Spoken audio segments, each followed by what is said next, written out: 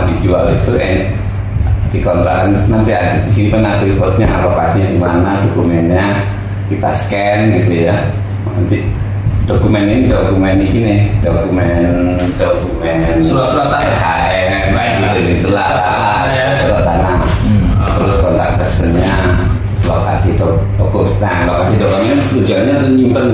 Misalnya dia punya apa dalam punya tiga lemari gitu. Nanti ada L1, L2, L3. Misalnya lemari satu ada di rumah sini, lemari kedua ada di sana, ini tujuannya begitu. Masa diisi satu, diisi dua, diisi tiga. Ini sama nih kalau atribut rumah itu lokasi ini yang dijual ya, yang dijual. Ini yang dijual yang dikontrak. Lokasi gambar, atribut penyewanya siapa, namanya, HP-nya, tanggal sewa, Kenapa nggak disebut? Kenapa atribut rumah bukan legalisasi aja? Kalau di sistem orang yang menyebutnya atribut, datanya lah, data rumah, lokasi, dokumen. Kalau yang ini ya, kalau yang itu dikontrain ya, dikontrain. Terus ada kalau bedanya dengan yang rumah dijual itu ada atribut penyewanya gitu, tanggalnya kapan, durasinya berapa tahun gitu. Terus berapa sewanya segala macam. Terus ada biaya nih selama rumah itu dibenerin, lu udah benerin apa aja. Biaya perawatan. Iya, biaya perawatan bisa satu tahun itu dia harus buang naruh price-nya 10%. Enggak gitu. Ini real. Jadi itu kan dia harus berapa dicatat supaya nanti pas bikin di PNL-nya ketahuan tuh lu dapat duit berapa, biaya realnya berapa gitu. Maksudnya biaya itu. Bukannya cost-nya dilepas dulu ya, dianggarin. Enggak. Kalau nanti tujuannya bikin PNL sebetulnya. Simpel PNL lah, lu dapat duit segini. Buat balance sheet-nya. Dia yang biro, profit itu segini. Kota persen ini sih jago rumahnya. Terus lokasi dokumen sama nih. Yang menarik kos-kosan. Karena kos-kosan ini atributnya sama lah ya. Ada gambarnya, ada jumlah lantainya. Kalau dia punya banyak lantai, misalnya 3 lantai, 4 lantai gitu. Terus ada atribut kamarnya, nomor kamarnya satu lantai itu ada berapa kamar. Nanti ada penyewanya, ada yang kosong, gitu. Siapa penyewanya, siapa namanya segala macam dicatat di situ. Terus ada biaya bulanan itu wifi, bayar yang nungguin rumah. Sama yang tadi biaya ini biaya yang sifatnya keperluannya dia. Jadi nanti dia tahu nih bulan ini gua gajinya revenue gua segini, pendapat segini, kosnya segini gitu. Setelah itu ada CCTV kalau mau di-connecting gitu. Yang menarik dari kalau dia udah bisa ngeliat gitu, misalnya gua punya 5 kos-kosan ini ya keisi berapa, siapa yang nyewa, nomor hp-nya berapa gitu. Dia punya lokasi, ada 30 lokasi, dia sebut 30. Ada yang 2 lantai, ada 1 lantai gitu, nanti ketahuan dari situ. Jadi gambar yang di lantai misalnya di Pondok Cabe yang kosong ada 5, kelihatan tuh 5 yang kosong. Nah, jadi orang bisa nyewa gitu kan. Dan bisa itu lihat. Kita bisa lihat gambar ya, bisa lihat gitu. Gambarnya ada kan dikasih. Kamera CCTV kita bisa connecting nanti di aplikasinya. Iya betul. Pengembangan bisnisnya ada fungsi nambah rumah segala macam ya. Kita nanti ada fungsinya lah. Cuman ini persoalan pada ini satu. Jangan dipotong dulu. Selesai kita ini aja. Ada fungsi notifikasi rumah dikontrain kalau misalnya dia udah expired, misalnya kita bisa kasih notifikasi misalnya sebulan sebelumnya. Kalau kos-kosan seminggu sebelumnya gitu. Notifikasinya bisa kepada sama penjewanya. Lu mau lanjut atau enggak gitu. Dan terbuka kalau yang umum juga ya. Nanti itu. Nanti kita ngomongin keperluannya pada dulu. setelah itu fungsi pembayaran online. Jadi dia bisa bayar online, kos-kosan itu udah bayar online aja. Nanti saya connecting ke untuk pembayaran online pakai QRIS mau bank transfer gitu. Ini untuk memudahkan si itunya bayar aplikasinya seperti web atau mobile apps. Mobile apps itu handphone ya, Android ya, terus ada laporan mau jumlah kamar yang kosong, jumlah ya isi pendapatannya berapa segala macam itu ada di fungsi laporan. Ini yang nanti di aplikasinya apa sih gue bikin. Kalau ini fungsi add untuk nambah ini. Oke. Terus keuntungannya ya membantu pembayaran lebih teratur, mempermudah penjualan aset, neraca kira-kira juga satu lah dari keuntungan dia bikin ini gitu. Dia tahu secara real time, secara online apa aja yang sudah ada, apa aja yang dari laporannya pengembangan bisnis. Selain digunakan untuk keperluan sendiri, sistem API ini nanti bisa dijual. Kalau orang lain punya kos, orang lain yang konsepnya dia sama gitu. Orang yang punya kos-kosan gitu. Ketika orang itu mengisi datanya kos-kosannya dia, kalau itu seluruh Indonesia, berbasis seluruh Indonesia, kita punya listnya nih kamar-kamar yang kosong di seluruh Indonesia nih, di semua kosan. Kalau mereka bergabung ya, nanti mereka bayar ke kita gitu. Nah itu yang gue bilang, nanti setelah tahap pertama nyelesain masalahnya padahal dulu, datanya dimasukin segala macam. Kedua, ketika padahal entry itu kan tahu tuh berapa kos-kosnya ada di mana, yang kosong berapa, atau yang habis kapan gitu. Itu dia bisa tahu kan. Nah itu bikin portal namanya kos-kosan.com misalnya gitu ya. Nah ini nanti orang yang nyari kos-kosan nyari di sini nih. Bayangin kalau seluruh Indonesia katakanlah 50%-nya lah pakai aplikasi kita. Kalau di kos-kosan itu ada 50.000 lah, 25.000 aja kita dapat duitnya dari situ nanti. Itu betul deh Pak.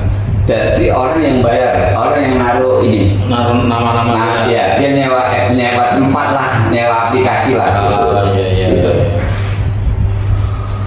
Ya kalau mau dikembangin lebih ini nanti cara dapatnya duitnya dari kita gitu. dari itu gitu.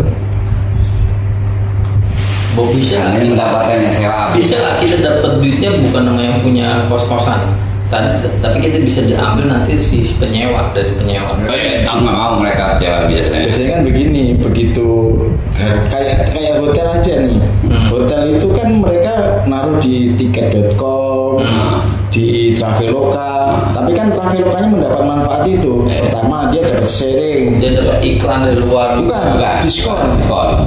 Ya. Misalnya harga kamar itu 1,2. Terus sama Traveloka dia ngadain semacam MOU, dia dapat diskon 20%, 30%, 40%. Masuk ke Traveloka ya. Iya, nah dia jual di situlah. Nah, diskon itu dia dapat, itu namanya komisi, sebenarnya sama sih komisi. Komisi kita jualin. Iya, kita jualin. Iya, kalau misalnya kayak kontrakan kan komisinya 5% ya. Iya kan? Biasanya nih kalau jual rumah kan 2,5%. Itu kita rubah jadi pendapatan kita. Jadi kan misalnya bos pengen aku pengen masukin ini bisa input juga. Input propertinya dia masukin ke tempatnya situ. Nah tapi di dalam aturannya itu kita ngomong bahwa itu dipotong 10% dari setiap penjualan kamarnya dia. Kalau terjadi transaksi gitu ya. Ya, setiap transaksi itu dia dapat. Atau kita dapat sewanya lah.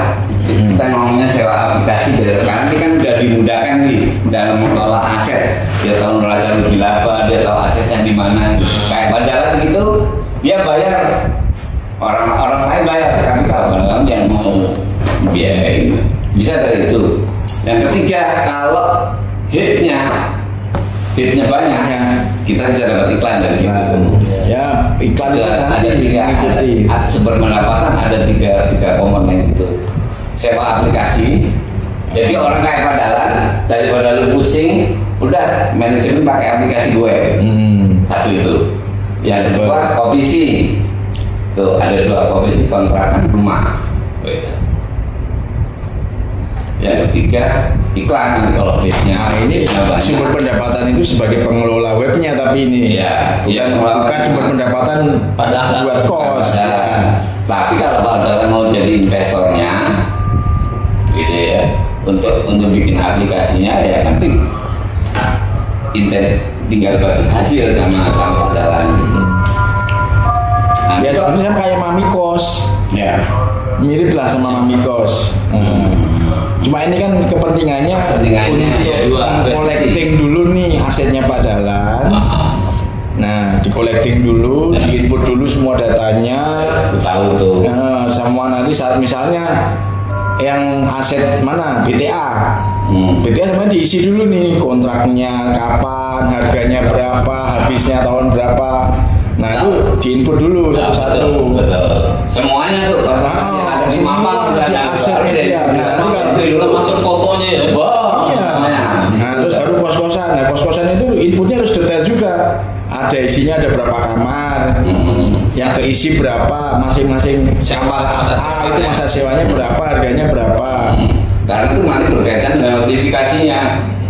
Kalau kos-kosan misalkan seminggu sebelumnya, nanti kasih kirim tuh Padalan ke pemilik kosnya sama yang penyewanya. HP itu perpanjang nggak? Itu bagus juga sih untuk ngelola aset sebelumnya. Memang targetnya itu untuk ngelola aset. Ngelola aset. Tapi impactnya tadi ketika diisi ada yang kosong, itu kita bisa jual ke orang lain. Nah nanti kita bisa mainnya bukan jual kos-kosan, mainnya manage aset. Manajemen aset dulu nih. Iya. Kalau kos-kosan mungkin aplikasi udah banyak lah. Udah banyak, tapi kita harus beda. Kalau kayak kalah kita sama rumah 123.com. Kan isunya ini sekarang semua kos-kosan itu kan menjadi sumber pajak negara, harus bayar pajak. Nah banyak orang yang kadang-kadang nggak bisa mengelola itu, berapa sih dia harus bayar pajak. Nah ini bisa jadi berdasar dari sini. Atau kalau Padalan mau mampus bikin mau warisannya dibagi, dia tinggal iya tinggal di print ini asetnya. Jadi ini buat orang-orang kaya yang asetnya bertebaran di mana-mana, tapi dia tidak bisa mengelola, nggak punya tool untuk mengelola itu. Cuman di sini nggak digambarin tabelnya itu untuk display seperti apa? Apanya? Nah paling kan tinggal dibikin flowchart tuh sebenarnya. Nanti aplikasinya gue yang bikin. Itu dibuat sampel lah dulu. Nggak bisa kayak gitu. Dia harus kalau bikin nanti bikin aplikasi harus ngikutin fungsional dan di sini dulu yang dulu nih. Ini dulu. Kan nanti gue bikin setelah ini. Ini kan aset nih bos ya. Ini dibikinin sama Pak Adrianto ya kan Pak. Asetnya bunyi ya kan gitu kan. Nah, ini nanti apa nih isinya? Banyak nih isinya. Nah, tadi ya tadi bos. Itu. Iya betul. Nah, ini bisa dipakai nanti. Jadi kalau maksudku bikin sampel kayak gitunya dulu dibikin. Nggak bisa. Harus ngikutin requirement-nya dia. Kalau bikin software itu harus ngikutin kemauannya ya. Karena dasarnya itu adalah kebutuhan dia. Kalau dia apa? Kalau kita yang berlaku umum aja, kita kan tahu nih yang kita mau dijual. Ini sudah kau bikin. Maka orang kan kalau melihat kan mesti ada kepakai itu kepalanya tuh. Jadi kalau kita ngomong kayak gini, ini kan buat teori nih. Orang kalau yang awam nih, dan yang teori suka malas, apalagi orang tua. Jadi kalau ada salah. Cara berlogika untuk memahami orang. Cara berpikirnya gini kan, lu harus paham dulu secara global, seringkas mungkin. Kalau kita yang muda nanti paham, tapi yang tua ini kalau dijelasin kayak begini banyak apa kan salah. Kalau business user itu nggak peduli sama yang ada di situ. Justru dia ingin tahu distribusinya apa. Justru kalau kita nih, kalau gue lama di iklannya. Oh beda. Kalau kan tadi gini, artinya kita mempengaruhi orang bagaimana orang itu trust kita gitu kan. Jadi orang udah bisa punya gambaran display di kepala kita nih. Oke begini. Nah ini kita sajiin. Biarin kalau itu udah jadi. Iya, ikutin kemauan kita, dia ikutin kita.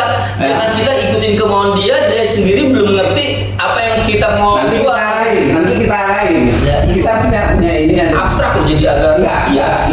Kalau IT enggak kayak gitu. Oh, kalau gue pikir kalau iklan itu barangnya udah jadi. Lu tinggal bikin desainnya. Kalau ini nanti dari nol kita bikin aplikasinya yang namanya flowchart dan harus lurusin lu. Nanti kita bikin tuh flowchartnya, entry data, betul. Terus manage. Setelah di entry, ininya mau ngapain? Ada laporan, ada processing. Biasanya gitu Den, ada laporan. Laporannya apa aja gitu. Tapi ini di atas kertas. Biasanya kalau gue bikin ide kayak gini, orangnya setuju dulu dengan proposal yang gue propose gitu. Kalau setuju baru gue bergerak. Kenapa? Karena bikin ini mahal. Nah itu mah itu juga yang karena bikin ini mahal. Ya pasti mah itu nanti. Kalau di gue dulu apa yang kita jalani, gue kayak Wawan, display dulu gue tunjukin. Nih gue mau buat ini, gue tunjukin semuanya, flowchartnya apa semuanya. Kalau lu masukin data ini, lu dapat ini bentuk kayak begini. Jadi si orang yang awam tuh ngeliat, kalau gue aset padahal tinggal ngeklik aja nih. Rawajati ini semuanya keluar. Nah ini ditunjukin dengan bentuk gambar yang ada displaynya, yang akhirnya dia paham. Oh iya, gue bermanfaat nih kalau gue masuk ke aplikasi lo. Bisa kayak gitu. Tapi kalau bikin prototype itu mahal deh. Emang. Kecuali kalau kayak gini, potong lagi. Contoh kayak gini Den, gue tunjukin Den. Ini tadi. Nah, kayak begini nih. Ini yang gue cerita ke si siapa namanya, yang ada Samsung ASC, Samsung Sharp, Daikin gitu kan. Dia ada kantor masing-masing. Nanti gue bikin kayak gini Den. Kecuali yang kayak gini nggak masalah sebetulnya. Ini selama ini customer datang ke ASC, Midea gitu ya, ke Hisense, ke Sharp, Samsung sekarang. Nah nanti caranya kita bikin aplikasinya gitu. Kalau ini cuma mock-up, kalau ini nggak masalah. Jadi orang punya gambaran di sininya apa aja gitu, fungsinya gitu. Tapi nggak bisa gua kayak tadi ini laporan muncul ini. Nanti kalau lu jadi baru gua bikinin mock-up-nya gitu. Ya makanya itu yang karena bikin itu mahal. Kalau gua langsung di display, maka kepala orang gua bentuk karena display kita. Jadi kalau display ada kebentuk. Kalau sistem aplikasi nggak kayak gitu. Ya memang prosesnya. Tapi kalau buat jualan di pasaran harus begitu. Kecuali yang lu bikin itu misalnya kayak tadi iklan gitu ya. Tinggal nunjuk ininya kayak gini. Kalau komennya ini bikin iklan, terus lalu gue buat gambar dia desain grafis gue yang di itu gue bikin kayak begini Pak gini terus begini. Nah gue baru akhirnya ketemu customer. Lu punya kontaknya bisa. Gue kalau kayak gitu gampang deh. Kontak lo kayak begini. Sebab dia kasih masukan. Lebih bagus ini begini bro sini. Nah ada tuh masukan. Oke siap. Nah itu baru gue bikin jadi lagi. Itu beda. Itu beda. Bisnisnya beda gitu. Benar. Bisnisnya beda. Kalau gue ini bikin aplikasi yang berarti mahal, dia bikin mesti ngebentuk dulu ya. Ya, gue harus programming lagi nih bikin prototype-nya. Istilahnya prototype-nya. Iya betul. Kalau ini pencet, ini keluar ini.